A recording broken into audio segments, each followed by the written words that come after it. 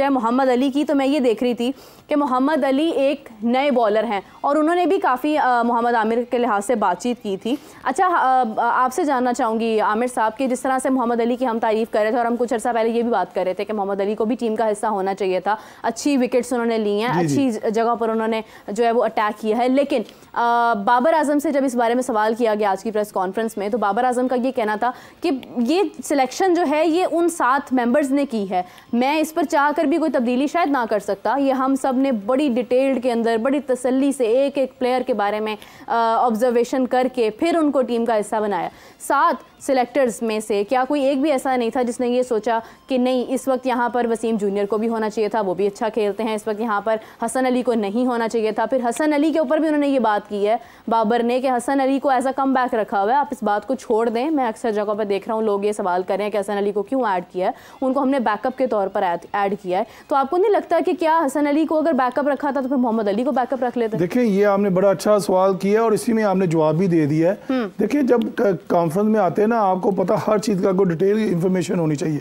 No doubt Mohammad Ali पास में अगर वो डोमेस्टिक क्रिकेट अभी भी खेल रहा है और परफॉर्मर है, आप जिससे भी उसकी तारीफ सुनेंगे ना, ये लंबा घोड़ा, यानी लंबा घोड़ा में लंबे ओवर करता है और इसको बड़ा अच्छा एक्सपीरियंस है फास्ट बॉलिंग का। आप देखें पीएसएल में अपना लोहा मनवाया ना, देखिए पीएसएल में ओवरसीज देखा ऑल द वर्ल्ड के प्लेयरों को उन्हें आउट किया, जैसा नए बॉल से इनस्विंग यॉर्कर कर रहा था। देखिए आपने बड़ी अच्छी बात की कि आपने हसन अली बैकअप रखा ना, आप मोहम्मद अली को रख देते, आप आमिर जमाल को रख देते, आप मोहम्मद वसीम को रख देते, आप जमान खान को रख देते, क्या ये 4 नाम नजर नहीं आए आपको? चलिए आमिर जमाल का तो उन्होंने कहा है ना कि अभी उन्हें और जरूरत है। नहीं, मेरा भी ये बात नहीं होती, टाइम जब गया वो गया, ये टाइम था उसका अंदर आने का।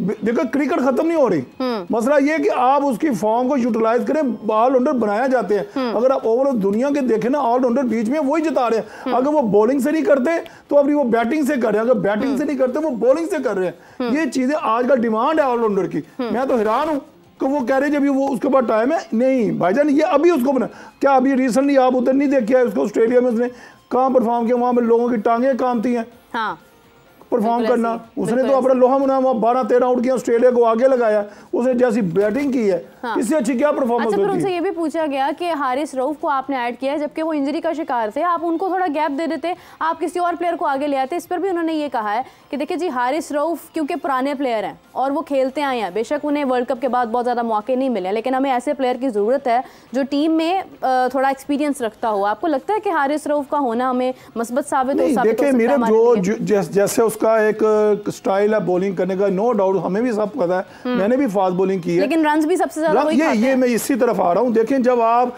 4 ओवर में 50-60 रन खाएंगे, एक आधी विकेट लेंगे, ये कोई बॉलिंग नहीं। ये तो फिर आप जिसको खिलाते जाओ हारिस रहो आपको नुकसान दे रहा है। मसला देखिए मेरा अब जो पॉइंट है ना, ये पीएसएल में अनफिट होता है, उसके बाद न्यूजीलैंड सीरीज होती है, वहां भी नहीं है, अभी वो प्रैक्टिस कर रहा है। देखिए अब इसका ये देखना है कि हमारे जो 4-7 मैचेस आयरलैंड और इंग्लैंड में है, क्या आया 7 के साथ ये मैच इसको खिलाएंगे?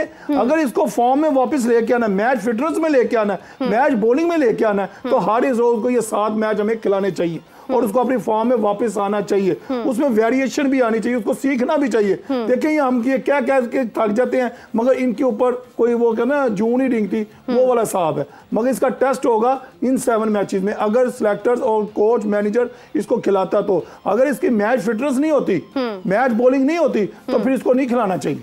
अच्छा आमिर साहब, इसी के साथ साथ देखें जिस तरह वर्ल्ड कप है ना, तो प्लेयर्स की ख्वाहिश होती है कि उनके फैमिली मेंबर्स उनको ज्वाइन करें, वो भी उनको वहाँ पर बैठ के जो है वो एक सपोर्ट करते हैं, तो एक अलग किस्म की आप में एनर्जी आ जाती है। बस जैसे आप देखें कि पीएसएल में हमारे पास जब बाबर आजम की मदर आई या जो भी प्लेयर्स की मदर्स आती रही हैं वो अच्छा परफॉर्म करते रहे हैं, तो आपको लगता है कि वर्ल्ड कप में क्योंकि खिलाड़ी चाह भी रहे हैं कि हमारी फैमिलीज हमें ज्वाइन करें, क्या ये इनिशिएटिव लेना चाहिए कि उनकी फैमिलीज को वहाँ पर भेजना चाहिए उनके साथ? देखिए मेरा बात दरअसल ये है कि फैमिलीज का तो इशू नहीं होना चाहिए, बात यह है कि चेयरमैन क्रिकेट बोर्ड की स्वाब दे दी है कि हमें कितने वीज़ा इशू होते हैं, हमारी उधर रहने की फैसिलिटी क्या है, हमें किस तरह ग्राउंड में टिकट वगैरह मिल सकती हैं, ये तो चेयरमैन क्रिकेट बोर्ड की साथ पे डिपेंड करता है। तो अगर आपको इजाजत, वो कहेगा नहीं जी ओनली आपकी क्रिकेट पे फोकस होना चाहिए, तो उसके ऊपर ही फोकस होगा ना। मसला ये है कि फैमिली का चले जाना अच्छी बात है, होने भी चाहिए, इसमें कोई ऐसी बात नहीं है, मगर ये सारा जो है ना वो चेयरमैन क्रिकेट बोर्ड पे डिपेंड करता है जी।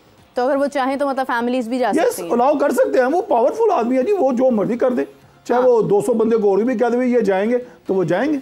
बिल्कुल सही है। अभी जैसे रिसेंटली उन्होंने ये अनाउंसमेंट दी है कि कम से कम भी $1 लाख मैं हर प्लेयर को दूंगा अपनी टीम में से अगर वो वर्ल्ड कप लेकर आते हैं। तो अगर $1 लाख हर टीम मेंबर को मिल सकता है तो फिर तो फैमिलीज को भी भेजा जा सकता है। देखिए मेरा $1 लाख मैं कहता हूँ उन्होंने कम अनाउंस किया। अच्छा ठीक है, ये देखिए उन्होंने कहा फाइनल जीतेंगे, हाँ तब $1 लाख। बिल्कुल आप शुरू करते हर मैच $1 लाख दूंगा मैं, या इंडिया को हरा दो $2 लाख। अच्छा, आपको लगता है कि अगर ये $1 लाख का मतलब इनको मिलता है तो ये हरा सकते हैं? नहीं देखिए मेरा ये तो देखो एक कॉन्फिडेंस होता है, ये देखिए लालची नहीं है हमारे प्लेयर, अल्लाह का दिया इनके पास बहुत ज्यादा कुछ है, अल्लाह इनको और दे। देखिए बात जरा से ये है कि जितना अल्लाह पाने की लिखा हो ना रिजक में वो इजाफा होगा, वो मेरे कहने से आप काम नहीं हो जाएगा।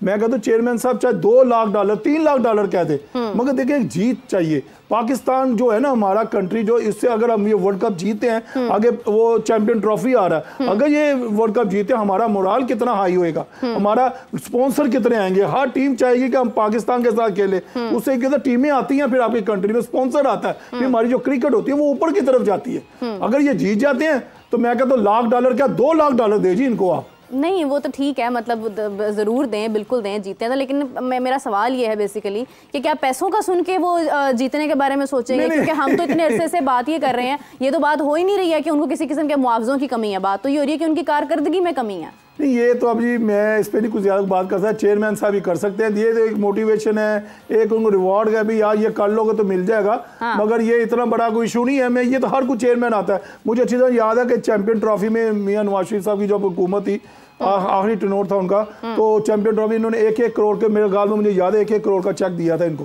प्लेयर्स को।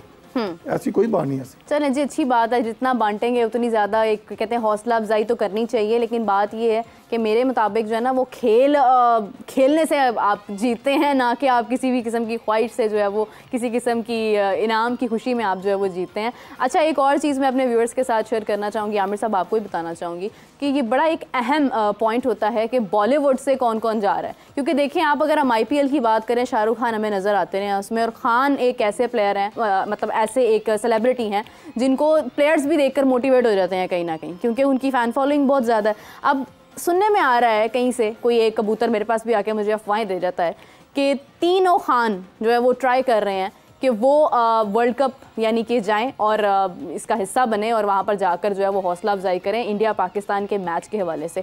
तो अगर इंडिया पाकिस्तान का मैच होता है और उसमें बॉलीवुड स्टार्स भी आ जाते हैं तो कितना को प्रेशर जो है वो पाकिस्तान के ऊपर भी हो सकता है? देखिए मेरा प्रेशर पाकिस्तान के ऊपर नहीं होगा, हाँ, क्योंकि देखें वो तीनों मुसलमान भी हैं और हम भी मुसलमान ही हैं। देखिए उसके जो फॉलोअर्स हैं वो पाकिस्तान में भी हैं, इंडिया में, ऑल ओवर वर्ल्ड है तीनों खान के। हाँ। अगर वो चले जाते हैं तो समझे उस मैच की क्या कीमत हो जाएगी। हाँ। अब देखिए ना, अभी आप टिकट का बता रहे थे कि रेट बढ़ गए, मैं कहता हूँ रेट और बढ़ेंगे। जब देखिए इंडिया पाकिस्तान का जब मैच होता है ना, मेरा पूरी दुनिया का कारोबार ना वो एक यहाँ से लेके 1000 तक चले जाता है। स्टॉक मार्केट क्या, होटलिंग क्या, शॉपिंग क्या, एयरलाइन टिकट क्या, होटलिंग सब कुछ बढ़ जाता है। मगर ये है इंडिया पाकिस्तान के मैच की जो वैल्यू है ना, वो ICC कहता है कि सबसे ज्यादा। और देखिए एक ही राउंड में पाकिस्तान को रखा जाता है। अभी कुछ अरसे हो गया इंडिया पाकिस्तान एक ही ग्रुप में होते हैं, यानी कि उनको वो क्या था, ज्यादा से ज्यादा इंडिया पाकिस्तान के मैचेस हो, हमारी गेट मनी, हमारे जो सैटेलाइट है, जो भी है, तो उनसे ज़्यादा पैसा कमाया जाता है। अगर ये तीन खान चले जाते हैं, हमारे तरफ से भी स्टार चले जाते हैं, जिससे तो ये देख आज से नहीं हो रहा। मुझे अच्छी तरह याद है ये शारजा से शुरू हुआ था। मुखातर साहब थे तो इंडिया के एक्टर्स, हमारे एक्टर्स, हमारे जो बड़े बड़े सेलिब्रिटी थे, MNA जो वो भी जाते थे। ये आज से नहीं शुरू हुआ, ये काफ़ी पुराना एक सिलसिला है। मगर आप देख लें इंडिया का जब भी पाकिस्तान का इवेंट होता है तो इंडिया की सेलिब्रिटी आती हैं और हमारे भी जाते हैं, और ये एक फन है। मैं कहता हूँ क्राउड भी देखे चार्ज होता है उससे, और मैच भी बड़ा मजेदार हो जाता है। बिल्कुल ऐसी है, क्योंकि वो कहते हैं ना कि मतलब अंबानी की शादी पर तीनों खान इकट्ठे हो गए थे। पाकिस्तान और इंडिया का मैच जो है ये भी इतना सनसनीखेज होता है कि इसमें भी तीनों खान से इकट्ठे हो जाएं तो क्या ही बात है। मैं कहती हूँ कि मैच देखने, मैच में चार चांद लग गए मेरे ख्याल से।